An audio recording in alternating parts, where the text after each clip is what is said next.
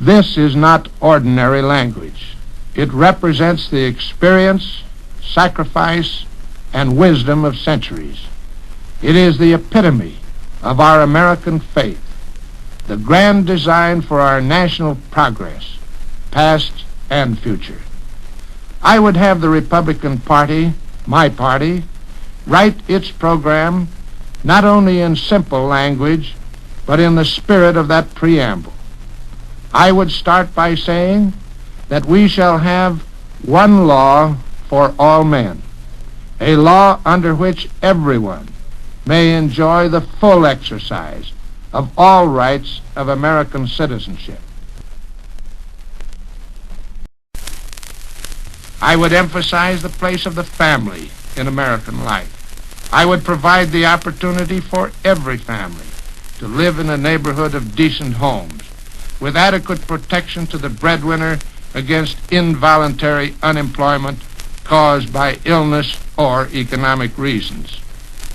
I would provide for an expanded system of Social Security for those men and women decreed by industry to be unemployable, although their span of life has been extended by the progress of medical science.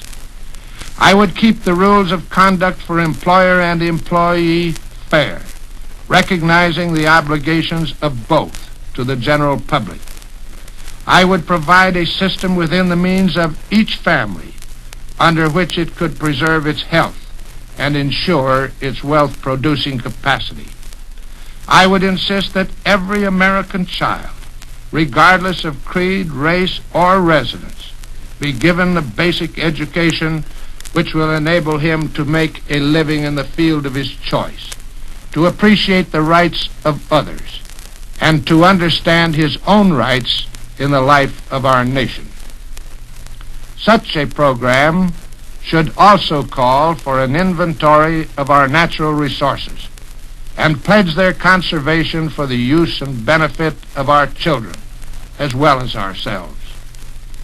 We are told that when our nation was formed, there was an average of 9 inches of fertile topsoil throughout the land, but that erosion and improvident use since that time have reduced it to 6 inches.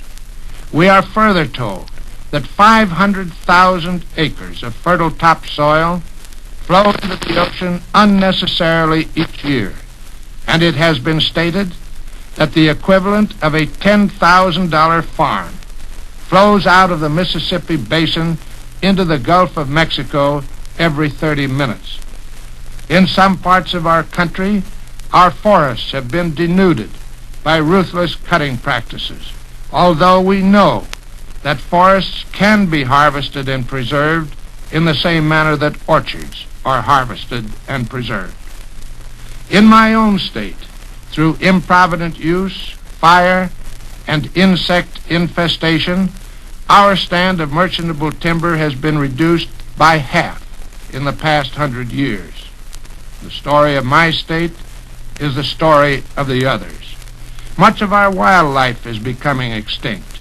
In the West, where there are great snow-capped mountains and deep canyons for water storage, floodwaters having a potential hydroelectric power sufficient to supply every farm, factory, home, and business in the region flow aimlessly into the sea. This is sheer waste because the electrical energy that can be developed from these streams would not only turn the wheels of factories and the pumps of farms, but would quickly pay for its own development and leave the waters undiminished. The development of this hydroelectric power becomes largely the job of government, because water can and must be utilized for many different purposes.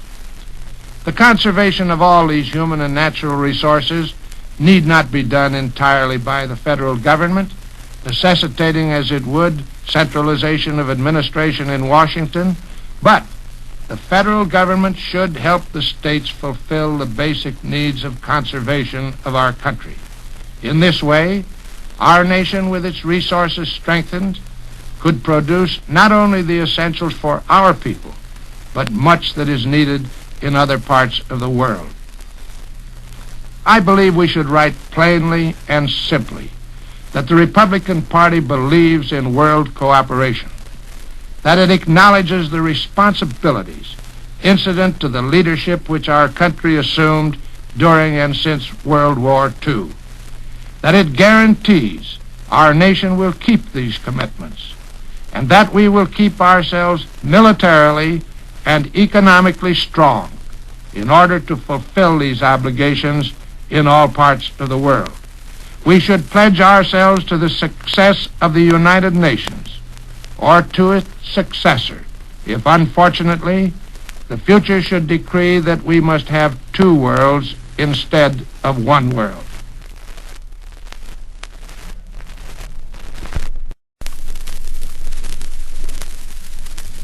We should make it plain that we are not interested in the type of government other nations have, so long as those governments are the will of their own people, are not controlled by outside domination, are cooperative with their neighbors and the United Nations, and are not unfriendly to us.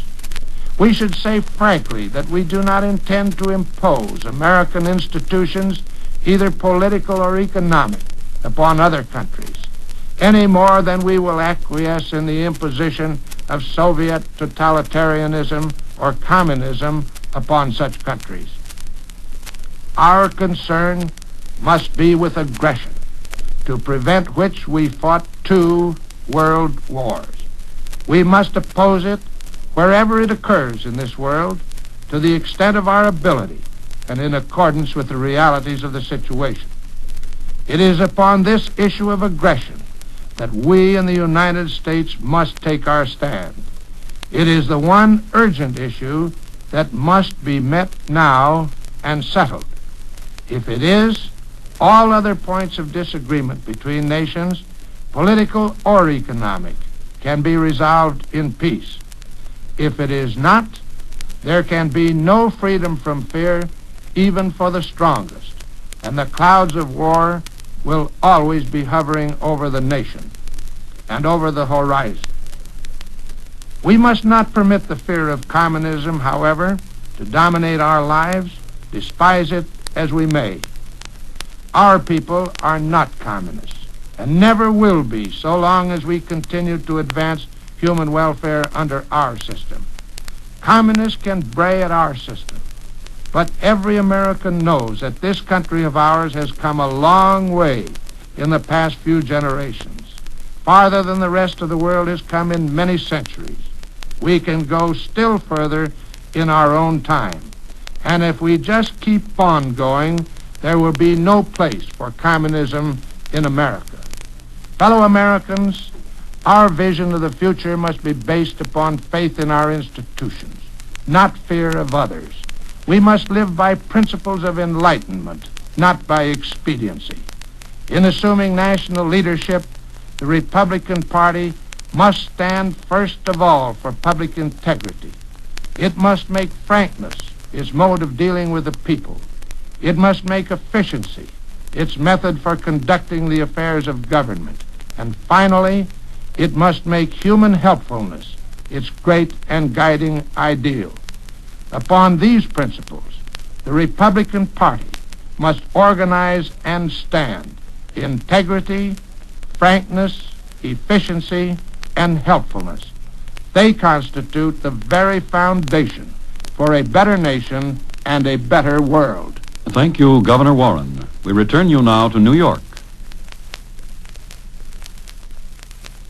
Living 1948 has today brought you the second of a limited series of programs in which we have made free time available to your fellow Americans who have announced their candidacy for the presidential nomination.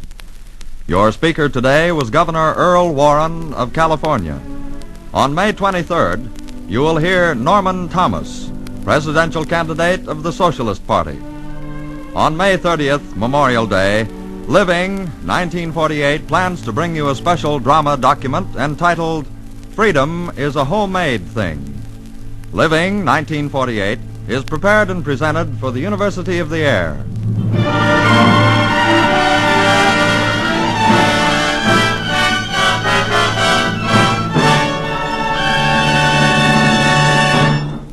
Robert Warren speaking. This is NBC, the National Broadcasting Company.